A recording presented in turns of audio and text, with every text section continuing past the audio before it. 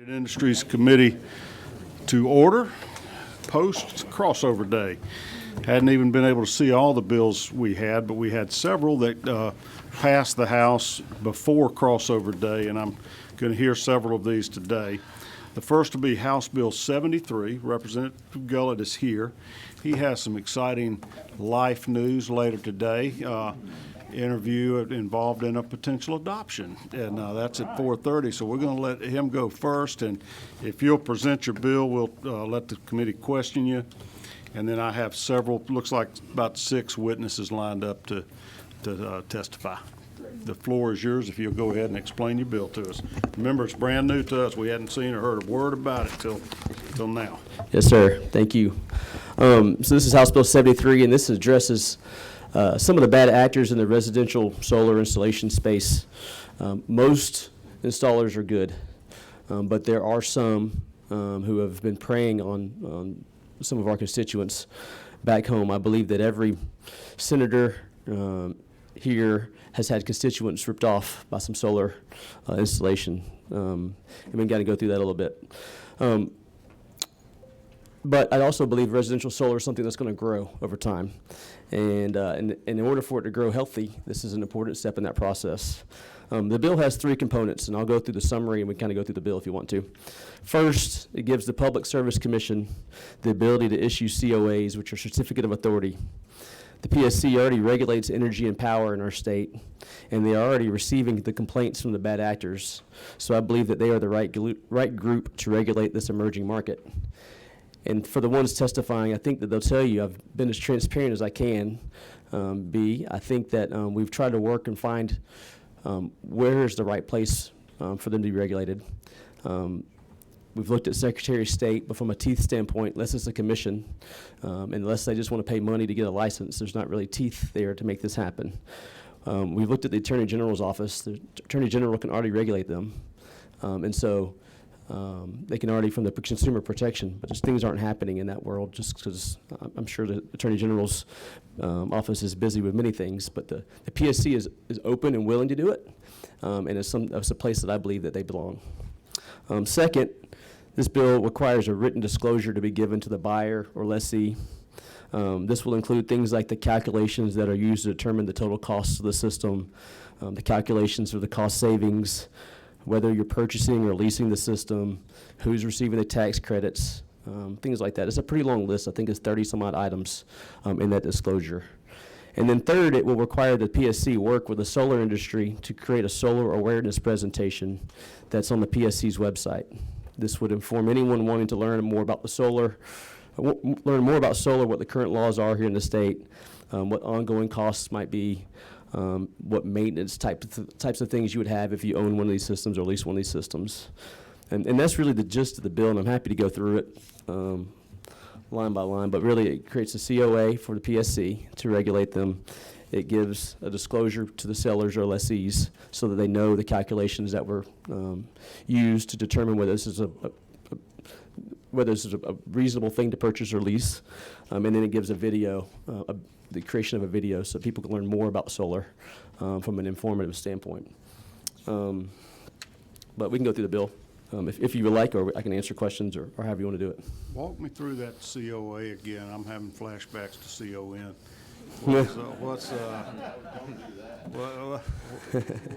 So how many industries do we require some certificate before they can? Yeah, there's a few under PSC actually. I think the gas marketers do it today. I'm pretty sure that telecom, there's some telecom that has to do it today. I'm not sure of how many industries there are. Hopefully from someone from the PSC can help describe that. And I'm not sure if another agency even does a COA besides PSC. I haven't looked into that. That's just to weed out the bad actors? That's correct. Okay. It's basically creating a group of people that they've looked at their background. They're looking at they did background checks on the people going onto the premises to install these. They've looked at the financial viability of the company to whether they can withstand the warranties. They've looked at the company complaints. Is this a fly-by-night operation or not? And that they kind of I wouldn't say blessed it, but they've blessed this company. This company is a company to do business in Georgia. And I would say most of the actors, again, are good, especially the Georgia companies. We want the Georgia companies to flourish here. But what we're finding is that there's some companies coming from out of state they'll set up a quick little, LLC and do one install or 3 installs in a neighborhood, hit and run, and they'll promise you that you never pay a power bill again.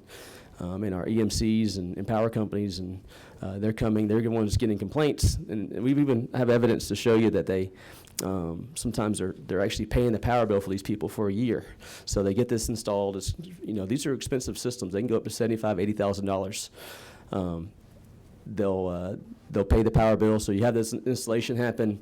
You don't have a power bill for a year, and all of a sudden they're gone, and you're paying your $500 a month for your solar. Then all of a sudden you get your $250 power bill, and you call the power company and say, hey, I've got solar. I haven't paid a power bill since I've gotten my solar, and someone had been paying the bill for you. Just kind of goes along with the con. Senator Summers, do you have a question? Please. All right.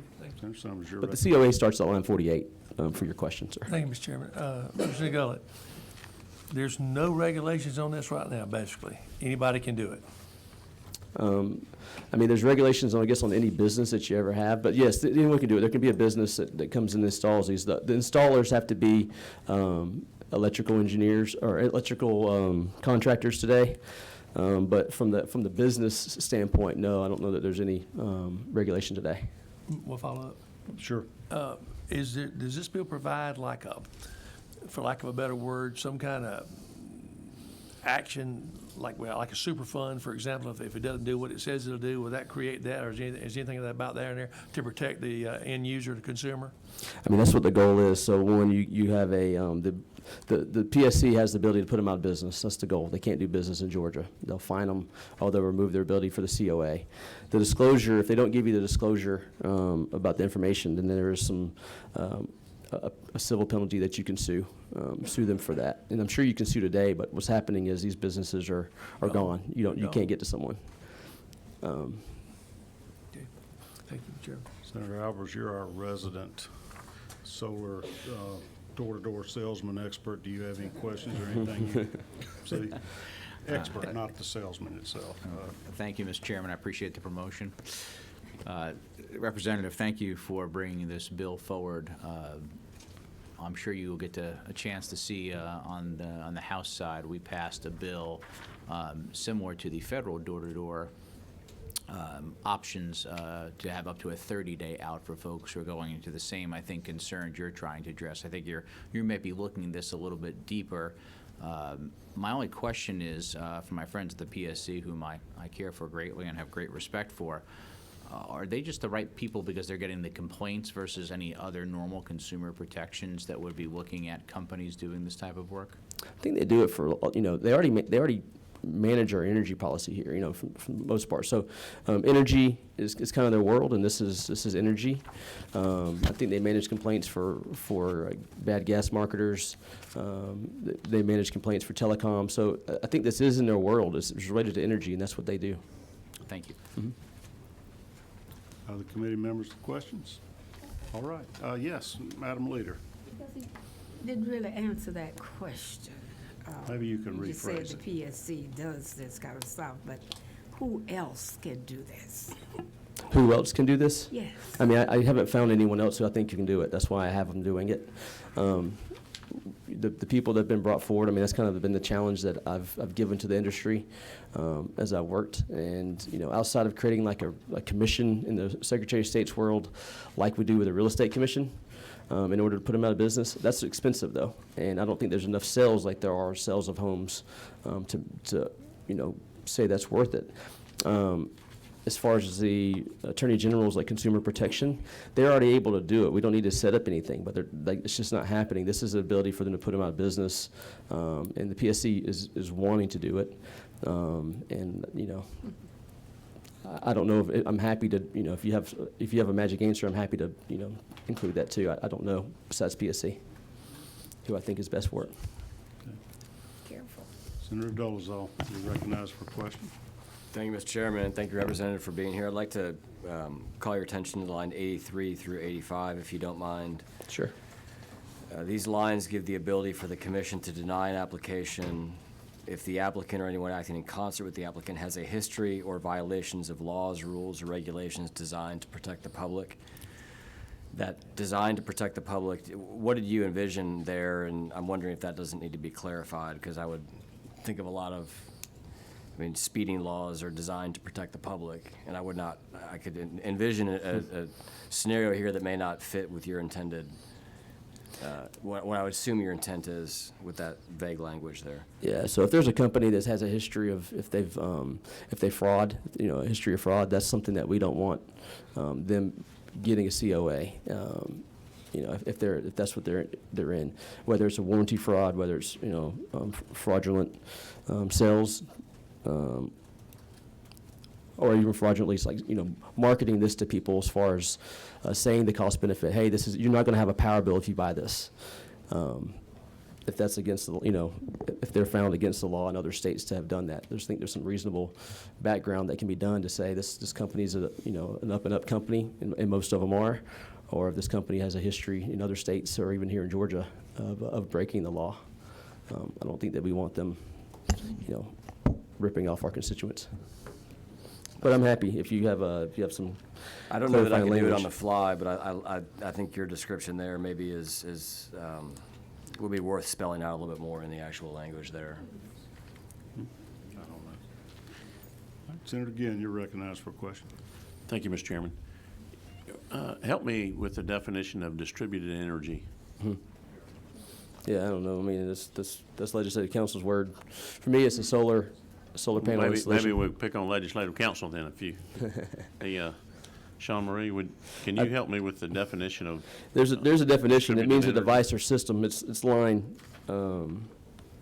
32. Distributed energy generation system means a device or system that is used to generate or store electricity, has an electric delivery capacity individually or in connection with other similar devices or systems of greater than 1 kilowatt or 1 kilowatt hour, and is used primarily for on-site consumption. And so my question there, when I look at that, I'm thinking, okay, so a guy comes out to sell you a house generator that you're just going to use for emergency power. Yeah. He's going to fall in that distributed energy section. So whatever you're going to do, if a guy goes and buys a, 10, 20 kW generator for emergencies, everybody's now got to go get a license from the Public Service Commission to do that.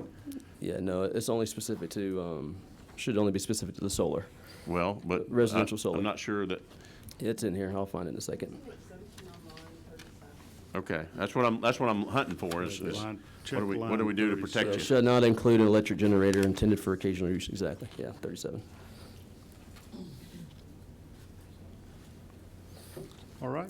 Thank you. That appears to be all the questions from the committee. Let's Thank you hear very some much. testimony from other folks that hadn't have read the signed bill. up. Somebody have one? All right. Thank you. Thank you. Don Moreland, Georgia Solar Energy Associates. Don, we find the audience can hear better if you go to the podium up there where we have a mic. Thank you, sir. Introduce yourself and give us your thoughts. Hi, Chairman Calshert and the Commission. Thank you for hearing us today. My name is Don Moreland. I serve as the Executive Director at the Georgia Solar Energy Association. And we are both in support and opposition of this bill. So if you allow me to explain just a minute. We have had a rash of bad actors in Georgia. There's no doubt. Maybe you have seen some Fox 5 investigative reporting to that effect, of which we helped with Mr. Randy Travis's investigation. In fact, there's no other organization in the state of Georgia that's done more for consumer protections than the Georgia Solar Energy Association. You can go to our website. We've got a ton of resources there, buyer beware resources and things to look out for. We have resources where people can look up local contractors and get really good information. It's really just a small handful that, according to my calculation, of out-of-state marketers that have spawned this kind of legislation. There's Pink Energy you may have heard of, or Solar Titan USA. Those two companies alone make up the bulk of what we're seeing in Georgia, and they're both already out of business. Currently, to answer one of your questions, the solar industry falls within that same exemption from any regulatory oversight like a roofer would. And so you currently don't have to have any kind of license to operate in Georgia. I mean, you have to have a business license. In order to get a permit, you have to have an electrical license to get permitted. So there are some checks and balances there. We 100% support consumer protections. And of the second part of this bill, of the 29 or so enumerated disclosures that are required, we completely support those, and the video, for that matter, the third part that Representative Gullett had mentioned. Those disclosures are widely considered industry-wide best practices, and we applaud that portion of the bill. So we support everything in the bill except for the requirement of a COA at the Public Service Commission. We strongly believe that there's already mechanisms, already agencies that are stood up, including the Attorney General's office, that can enforce consumer protection legislation. And if there's going to be any additional regulation, we believe strongly that the proper venue for that is with the licensing board at the Secretary of State's office. And this would be consistent with anything surrounding the ecosystem of a home. This concerns residential solar. So you're talking about plumbers, licensors, general contractors. Those folks are licensed, and there's no reason why solar shouldn't be licensed too. We think it's a bit of an overreach to just jump directly to the Public Service Commission for the requirement of a COA. It's important, I just want to make this distinction that solar, it's a technology. It's a technology that just happens to generate electricity. It's not an electric service provider, if you will. So it's not an electric utility. Solar is not a gas marketer. We're not telecom. We're not providing a metered service. We're not a monopoly. You're talking about requiring mom and pop organizations to have to go before the Public Service Commission, submit their financials, get background checks, just to do business in the state of Georgia.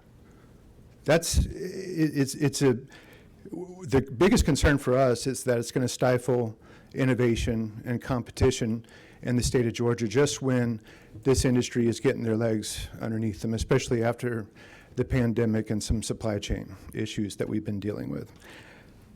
Like it was mentioned before, natural gas generators, they generate electricity. Geothermal systems, they generate electricity. But they don't, on this bill, they're not required to go before the PSC and be regulated by the PSC to get a COA. And so it's just it's not consistent in our mind. We believe that the proper venue for regulation is with the licensing board at the Secretary of State's office, and we would welcome that amendment to this bill. Any members with questions? All right, Senator Dolezal, you're recognized for a question. Thank you. You mentioned like backup power generators, electric generators and such not being regulated. And you mentioned solar panels being technology. I know that the panels have the ability to provide power back to the grid. Yeah. What percentage of installs would you estimate are, I guess, isolated to just providing energy for the home versus the amount of installs that can provide energy to the home but then also are backfilling power to the grid? Just the way the nature of solar and the way it works, in order for it to really make financial sense, you do want to be interconnected to the grid. I'd say a minority of systems, a large minority of systems are, say, off-grid systems. But that's all governed also. Every utility that you have to, if you have solar on your home, you have to sign an interconnection agreement with your utility company. It's a distributed generation and interconnection agreement. It's very rigorous, and the installers, the licensed electricians that are on that side of it, they know what to do in order to balance those systems to make them safe for consumers. All right, thank you. I don't see any further questions at this time. Peter Marth.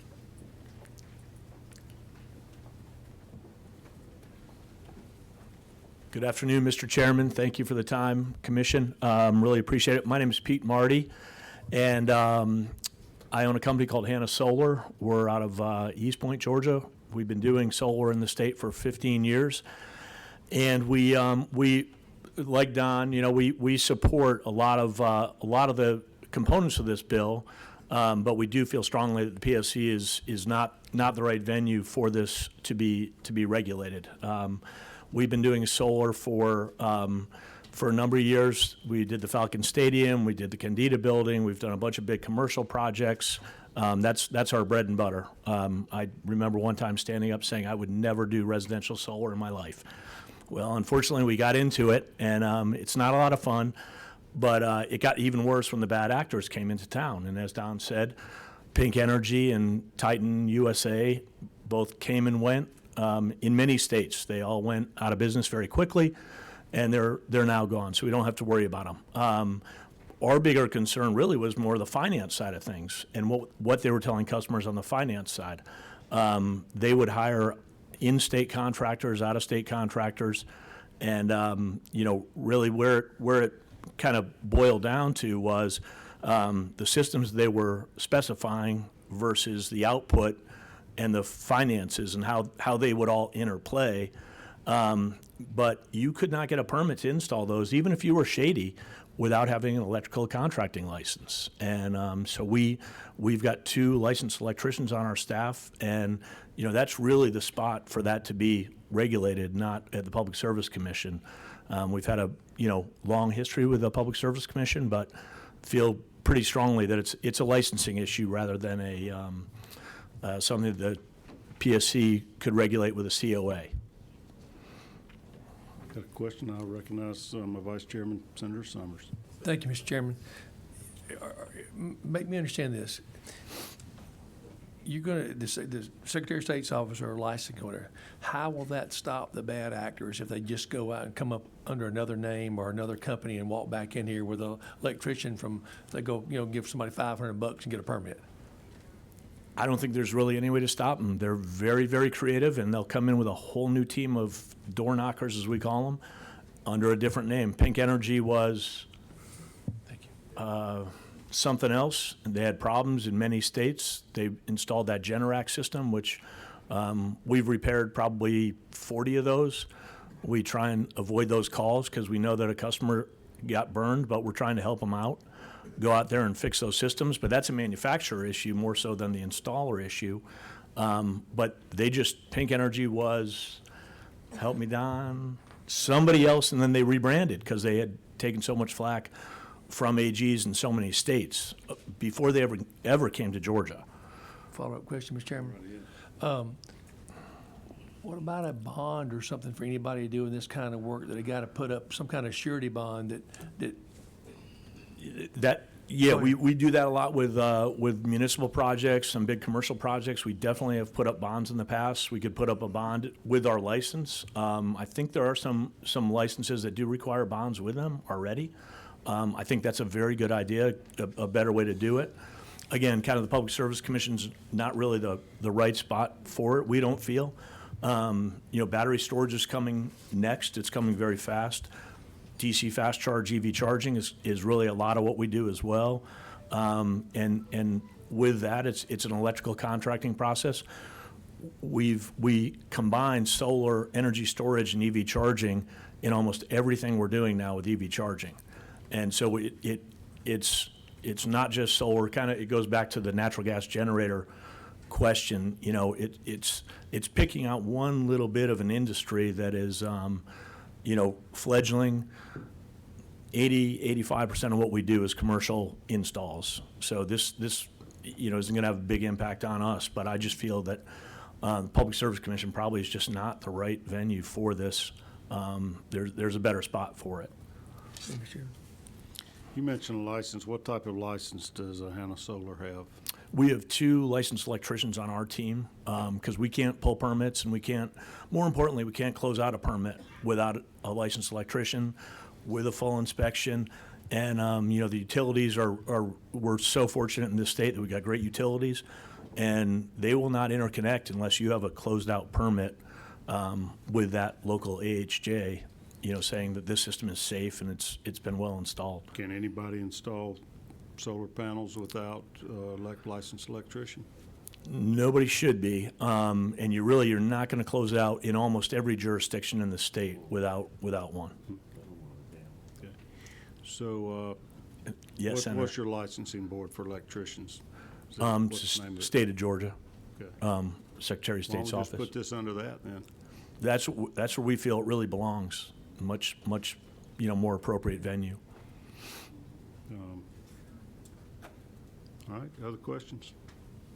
Thank you for being with us. Appreciate your insights. Thank you. Mark Woodall, I love you guys already know what order you're in, getting up and hopping. Chairman Brass, do you have a chat with them about running to the podium here today?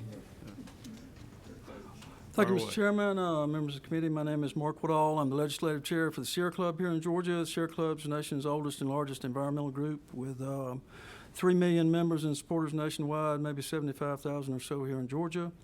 And we oppose this legislation. You heard earlier the Georgia Department of Law, the Attorney General's office was mentioned. We have a consumer protection division there. I was looking at their website where you go to turn in complaints.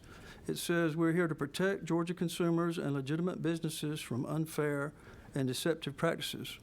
So you folks are already funding people to police this sort of problem. So we don't understand why we need to duplicate that effort. As you heard the earlier speaker mention, we have other AGs in states other than Georgia that are trying to crack down on this. So we believe that's what needs to happen. Secondly, we oppose putting any sort of solar installation regulation under the Georgia Public Service Commission. We do commend Commissioner Bubba McDonnell and the commissioners who supported Georgia's leadership position in utility scale solar. I think we're number 7 in the country now with over 5,000 megawatts on the way, so that's been great. Unfortunately, rooftop solar is an entirely different story. The Public Service Commission and Georgia Power have pretty well stifled the industry here in Georgia. The latest numbers from 2022 show North Carolina with over 30,000 installed rooftop solar installations, South Carolina with almost that amount, 29,691, while Georgia has about 1/5 of that with 7,736 installations. So we don't think that's the way to make Georgia the #1 business state. Florida added more than 40,000 rooftops just in 2021. That's over 5 times what we got in 1 year. So we'd say, please don't give this to the PSC, bonds, Secretary of State, Licensing Board. Anything would be better. As you may know, the PSC is a creature of this legislature, and y'all can do something about what they do. And what's going on is the price they're allowing for the solar put out on the grid is not something you can afford to install, spend your money on. So really, they've taken away our private property rights to generate electricity. So it's not a good thing. Thanks, sir. Thank you. Don't have any questions for you. Appreciate you being with us, Mark. Bob Sherrier. I'm going to wait for my testimony. All right. Thank you. Doug Teeper, former Representative Doug Teeper. Most people don't remember that far back, do they, Doug?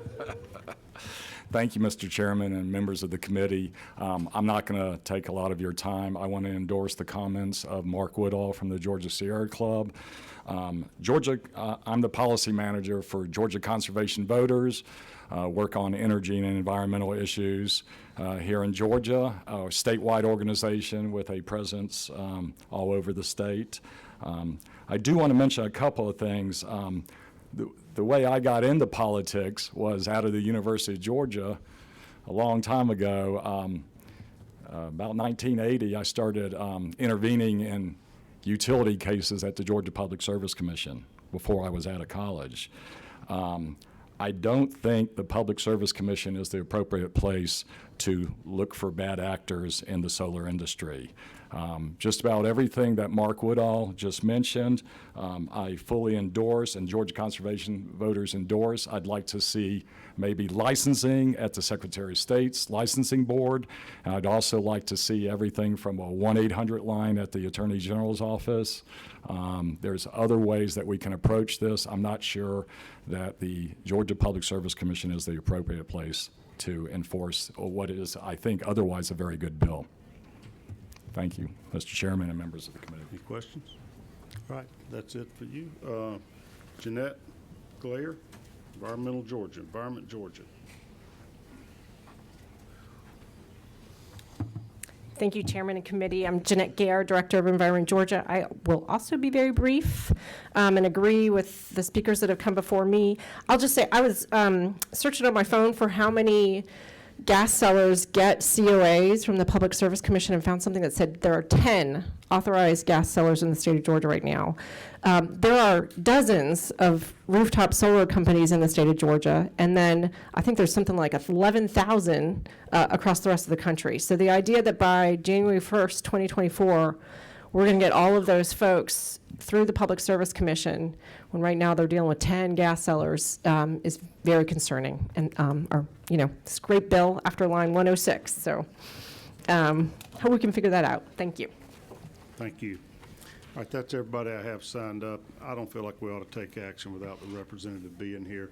Several of you have made interesting comments and raised questions about who the appropriate supervisory body might be, if anybody on these. If you have other ideas, how about get them to me? It doesn't have to be a formal amendment, just an email, a memo, a handwritten note, so we can think this over. I'll get with Representative Gullett as well, see what his thoughts might be. Is there anybody here that wants to speak in favor of the PSC supervising or regulating, overseeing this? I just want to make sure it's hearing none. Amendment is adopted. Okay. Thank you all for sharing with us today. It's very helpful to us, and it's the magic of a bicameral legislature for some reason. I'm sure bills that passed out of our side with no opposition are getting chewed up in House committees right now as well, but it's a healthy exercise. All right, Chairman Martin, thank you for being patient and deferring. House Bill 155. Yes, sir. Thank you. My tenure down here is a bit long, and I do agree with the senator. It seems that some of the best comments come in the second pass of a bill, whether it starts in the House and comes to the Senate and the House. Some would say that they just wait till the last chance to change it, but we appreciate that. And I look for to work with you guys on House Bill 155. We're excited about this. House Bill 155 comes to you. Senators that have been here for a few years, you may recognize this as similar language to what you've passed. What we have done in lines 18 through 26 is define 3 categories of folks that we're not working with a license on. That is a firefighter, a law enforcement officer, and a healthcare provider is defined. So we're not working with the licensure of those 3 individuals or those 3 individual categories. But other than that, what we're doing is we're asking on the second section of the bill, on lines 49 through 65, we're asking our licensing board to issue license by endorsements for folks that have moved and moved from another state, establishing residency in this state. And those are defined in 4 bullet points, lines 53 through 61, that I'll just go over briefly. You have to have moved from another state and established residency in Georgia. You hold a license for practice of a profession or occupation issued from that other state that is similar in training experience to that in Georgia, and the scope of the requirements are the same, and you're in good standing with the licensure board from that state that you come in. And you also have to pass any necessary knowledge requirements in Georgia that were not in the other state. So what we're doing here is to provide people an easier pathway to get credit for their experience in a licensure in another state, put people to work in Georgia, and get our citizens the services that they need in this very tight labor market. This does not provide for an expedited license, so it doesn't put anyone in front of Georgians in the license. It just allows people that are moving into Georgia to get their license via endorsement using the experience that they have gained in other states, as long as that experience and training is similar to the requirements in the state of Georgia. Mr. Chairman, I'd answer any questions and look forward to working with you and your committee. That seemed pretty concise. Are there questions? Senator, again, I recognize you for a question. Thank you. I know we offer reciprocity on a lot of different licenses. said, what's the difference between this and just reciprocity that we deal with on a lot of different licenses? Well, the reciprocity, I think, means if you're licensed in the state of Georgia, you can go and practice in another state. I yield to the attorney. I think, is that what the gentleman was referring to when we talk about license reciprocity? If you're licensed in Georgia, you can practice in another state that recognizes your Georgia license. What we're doing here is we're saying you have to be licensed in Georgia, but you're getting credit for that experience. I believe that is the difference, but I'd yield if the chair would allow the learned attorney to make sure that I have expressed that correctly. Sean Marie, you got input? I think generally that's correct. I think it's going to depend on the actual profession in question, what those requirements are going to be and what the differences would be. I'd be happy to look at a particular one and get back with you. So generally correct, but you'd probably have to look at each specific profession to. Well, and I Learned should have, opinion, yes. yes, sir, and I should have mentioned that in addition to firefighter, healthcare provider, and law enforcement officer, this does not apply to the license and practice of law in the state because there are specific differences in our state. So this would not apply to the licensure of attorneys practicing in Georgia, in addition to the three I'd mentioned earlier. Okay.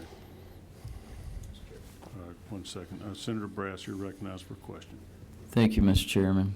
I noticed you're dealing with licensing. Did this go through GORC? As I understand, this was not required to go through GORC because they still go through the licensing. We're not changing the requirements of the licensure. If licensure in Georgia is different from another state, they still have to do that. So we're not changing any of the license requirements. We're saying if you have met those requirements in another state, you can apply them here. So the answer to that is no, it did not go through GORC, and I would again to the learned attorney as to why that didn't have to happen. And Mr. Chairman, just to be clear, there's nobody that has the requirements to be a Senate rule chairman in any other state in the union like they do in Georgia, so nobody could. Do I get reciprocity in other states? Well, we would certainly support you in that in the House. Can I make that amendment? You could do that if you'd like. Do we need to send that through GORC? Probably not. Okay. I'm going to go with no on that. Just for the record, I'm not a fan of GORC, so there's a little sarcasm in there. Completely missed that one on you, okay, Mr. Chairman, but.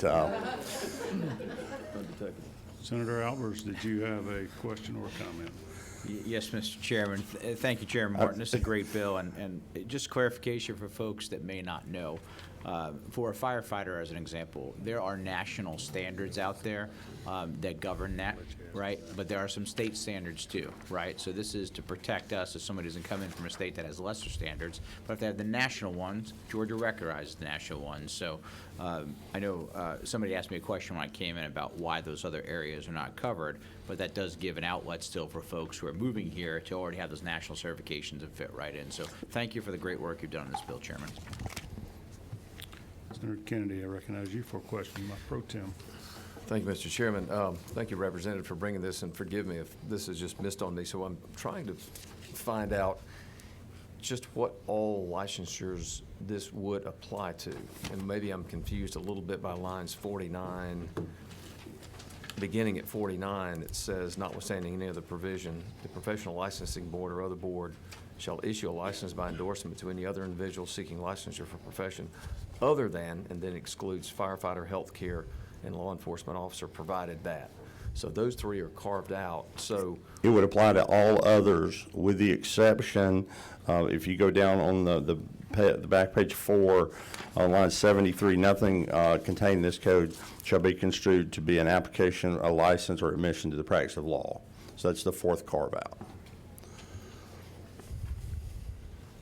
So I think he's asking, are we talking about 37 different people we license? I mean, how everybody that's not, comprehensive is this? This would apply to everyone not listed in the definitions, and that is a firefighter, a law enforcement officer, or the healthcare professionals that are listed within the definition on line 19 through 24. Right, yeah, so that's, I think, what We made some poor lady in here the other day list us every rank from private up to major general. We don't make you list all of these, but you're talking about dozens of different professions that are licensed in Georgia? Yes, sir. Okay. And to be honest, the way this came forward, it was originally written so we would be, if you recall, in paragraph B of this, we do this licensure and we actually do expedited for spouses of service members that were transferred in. So it was patterned after that. So it was originally for spouses of firefighters, police officers, and these healthcare professionals. And as we moved it through the House process, given the circumstances we're in with people trying to get to work and the job market, and the fact that if you do everything that you need to, if you have the skills substantially similar are outlined on page 3 in lines 53 through 60, that if you can do those, we didn't want to pick winners and losers, and we thought all of those professions could be handled with licensure by endorsement. Again, not expedited. They don't go in front of Georgians, but to let people to get to work faster so that Georgians could get the services that they need. Sean Marie, did you have a follow-up response to the question you were asked earlier? Reciprocal would mean we'll do it for people coming from that state, if that state will honor it for the state of Georgia. Whereas endorsement is looking at the particular license in question, and if that requirements for licensure in the other state are substantially similar to ours, whether or not they will reciprocate it for Gotcha. someone coming into their state, then we will allow them to be licensed. Did y'all get that, committee? Reciprocal is if the other state treats your people the same, would grant them a license if you moved out of state. This is an endorsement. We don't care if the other state treats us the same as long as they meet our licensing requirements here. Okay. Yes, the Dean of the Senate. Clarity, and I'm not quite sure on the in-state reference. I was trying to get that clear. What you must be licensed only in Georgia, or another state has a similar or same requirements. Yes, what we're seeking to do today, and I think you are involved in it, and I think are familiar with what we did for military spouses to come in. Yes. So this is like that, except you don't have to be, a spouse of a military person or a spouse of anyone. Anyone moving into Georgia, if you hold a license in that occupation or profession in another state, and then you look at in lines 54 through 60 that has the same or similar requirements for licensure that we have, and if you are in good standing with that state, and if we allow them in Georgia to test for any special requirements that we have. If you provide those 4 things, then you can get your license.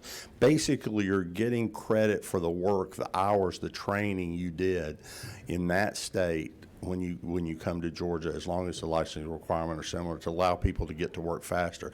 And what I said about this state, it's not an expedited license, so it doesn't put them in front of Georgians. It just lets them get their license quicker. In Georgia, if you started out in Georgia, you have to go through and gain that experience and pass that test the first time, which had already been done in one of the other 49 states. Okay, thank you. Yes, sir.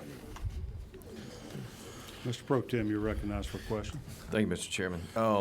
Representative, would you look at lines 58 through 60 with me? And I think this is a good provision that you've got, setting out the criteria for being accepted for licensure here, and you've carved out where you have to make sure that the person is in good standing in such other state and is not subject to an investigation or disciplinary proceeding being conducted by a professional licensing board of the other such state. And I think that's good, but what I'm concerned about is it seems that we would need to address a situation where someone was the subject of an investigation in another state, decided that they were going to leave that state, told the supervising authority that I'm leaving, I'm not going to practice X in this state anymore, you can close your file. They close the file, then they move to Georgia, and there's not an active disciplinary proceeding or subject of a current investigation, because the tense of the verbiage is current. Is there anything in the bill that would address that situation where someone kind of escapes that state? Fair question, Mr. Progan. And I believe in that particular case, the first portion of that wording, and I would again yield to the attorney, is in good standing. I think if you say, I'm in trouble, I'm just going to leave, and they close the file, you would not have left in good standing. I think it would be, I hesitate, I'm not a military person, I'm not, former military, but I think that's a bit like a general discharge. Am I right, Senator Harbison? There's a different types of discharge. You get a dishonorable or honorable, and then I think a general discharge where there's something going on here, but it's not right. I think that was the wording we had, Senator, for that. And again, I yield to the attorney. If we need something stronger, we certainly don't want to let somebody that is in a situation where there's a cloud over their license in another state avail themselves of this. And we thought that language would take care of that. But I'd certainly work with the senator to ensure it. Thank you, Mr. Chairman. I will point out, I didn't earlier, we added that same language in this section that the attorney thought it would be a good idea, and we added that language also for the military spouses. That was an addition we made because we thought that was fair too. Whether you were coming as a spouse of a military, we added the in good standing language as part of this bill. I failed to mention that earlier in the presentation, but we think that protects Georgians, and we want people in good standing. Yes, sir. So your primary motivation is to be able to supplement our workforce with people without having to go through a lot of extra regulatory headaches? Yeah, yes, sir. I mean, to give them credit for the work they've done and the licensure they've had, the experience they've had before. And quite frankly, our boards, I'm working with a constituent now that has been trying to get their license upgraded. They have additional education, and they've been working on that for over 15 months through the process. And the folks are so busy with what's going on because they have to check off on all the additional work. So we're just trying to expedite it. I think it'd be good for all Georgians. It lets people get to work, and we certainly want the Senate committee here to be comfortable as we were in the House that we have all the safeguards in place. All right. I think you got them pretty comfortable. No further questions. What's the pleasure of the committee on this? Yeah, we recognize the majority leader. You may have already addressed this, Representative Martin. You get me here. How do you deal with continuing education requirements? Some states may be different than others. Every one of these licenses have some kind of CE requirement. Well, certainly. I think each one of those would be different. If they weren't substantially similar, they wouldn't fall under the ability to use this. And I think you would leave that to the board rather than in statute to define, if they were, 20 hours of continuing ed service and ours was 22, I think one might think that's substantially similar. If we had 20 hours of continuing ed service and another state had none, I think it would be fair to say that our licensing board would say that wasn't. So at some point, we have to, I think, give a little flexibility to our boards, but that's why we said the same or substantially similar. Yes, sir. Good. All right. Senator Albers. Thank you, Mr. Chairman. I'd like to make a motion. We do pass House Bill 155, LC 365489S. There's a second from the dean. Doc Ritt. I just have a quick question. Is it going to be one of those corny jokes first? Or? I ran out last night. Thank goodness. When Senator Kennedy asked you a question about if somebody's running from another state, you feel that Section 50 on page line 58 covers what you were concerned about? I do, Senator. I think it does. The in good standing language. Well, if it's comfortable with you, it's comfortable with me. Yes, sir. Well, thank you. I appreciate that. I think it's covered. I guess there can always be ways folks can wiggle out of the system, but I think the language there is pretty tight, and they with the intent to address that. But thank you, sir. I think the remainder of that sentence, that "and is not the subject of an investigation," is what closes the trap there. Yes, sir. So Thank you, Senator. you got to be in good standing. You can't be under investigation. Yes, we're good with it. All right. So we had a second from the Dean of the Senate. Any further discussion on the motion or any proposed amendments?